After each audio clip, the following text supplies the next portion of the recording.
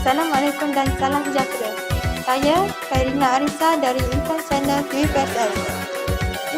Hari ini kita akan meninjau prasarana sekolah yang terdapat di SMK Seri Intan. Untuk pengetahuan semua, terdapat banyak prasarana yang disediakan di sekolah. Antaranya bilik khas, koperasi, surau, asrama, kantin dan sebagainya. Tetapi fokus kita pada hari ini lebih tertumpu kepada bilik-bilik khas. Untuk berita selanjutnya, kita akan bersama wartawan Haslinda di lokasi. Silakan.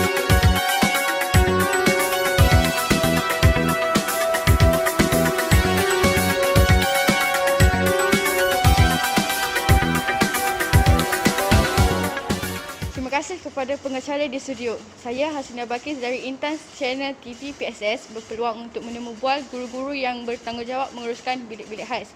Untuk itu, saya akan meninjau ke pusat sumber sekolah terlebih dahulu. Bersama saya pada hari ini ialah Cikgu Zanariah selaku penyelia untuk pusat sumber sekolah. Assalamualaikum Cikgu. Waalaikumsalam. Saya ingin bertanyakan beberapa soalan mengenai pusat sumber sekolah. Baik Cikgu, apakah fungsi pusat sumber di sekolah? Okay, antara fungsi pusat sumber di sekolah ni ialah kita jadikan pusat sumber ni sebagai satu tempat untuk mengumpulkan semua bahan-bahan pengajaran dan pelajaran supaya pelajar-pelajar dan juga guru boleh membuat rujukan di pusat sumber. Pada pandangan Cikgu, apakah perubahan yang berlaku pada pusat sumber selepas COVID-19 melanda? Ya, saya rasalah selepas ini saya akan cuba untuk menarik lebih ramai lagi pelajar dan guru menggunakan pusat sumber. Jadi saya akan cubalah untuk menaik taraf pusat sumber ni supaya dia jadi lebih ceria dan lebih kondusif untuk pelajar dan guru. Terima kasih Cikgu kerana sudi meluangkan masa untuk menjawab beberapa soalan saya. Bersama-sama. Seterusnya kita akan ke makmal komputer.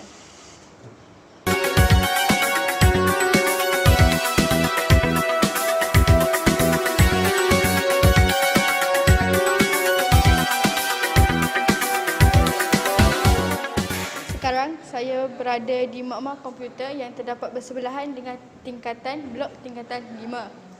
Bersama saya, Cikgu Arif yang bertanggungjawab menguruskan makmal komputer. Assalamualaikum Cikgu. Izinkan saya menanyakan beberapa soalan mengenai makmal komputer. Apakah fungsi makmal komputer? Okey, fungsi makmal komputer ni untuk PDP kita bagi kepada pelajar yang mengambil subjek asas komputer dan juga ICT. Untuk kegunaan lain boleh, tidak ada masalah selagi untuk kegunaan pelajar dan guru-guru kita lalukan. Pada pandangan Cikgu, apakah perubahan yang berlaku pada makmal komputer selepas COVID-19 melanda? Okey, selepas melandanya COVID, kita terpaksa hadkan penggunaan makmal komputer sebab kita faham makmal komputer ni dia ada aircon, jadi pemudaraan dia tidak sempurna, jadi kita kurangkan penggunaan. Terima kasih Cikgu kerana sudi meluangkan masa untuk menjawab beberapa soalan. Akhir sekali kita akan ke bilik SAL untuk lokasi yang seterusnya.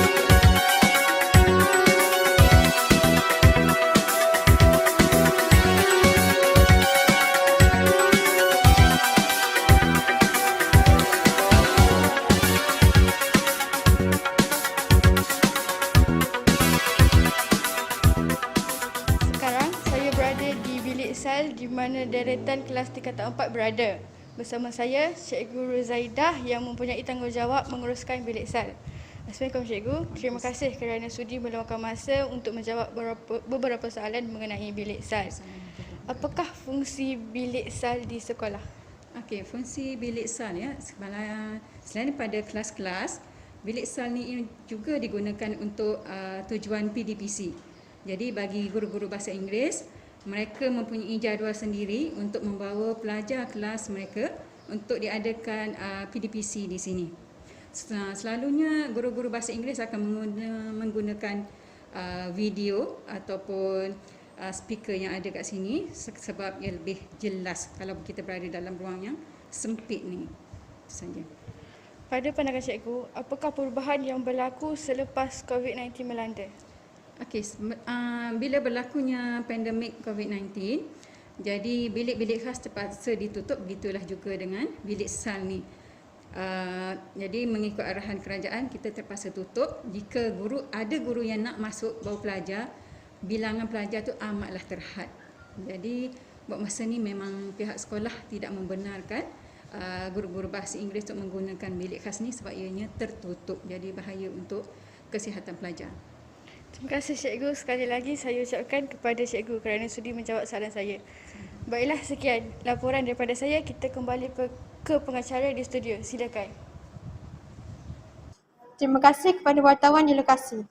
Itu adalah serba sedikit yang dapat kami kongsikan. Sekian dari saya, Karina Arisa, pengacara TV PSS International. Terima kasih.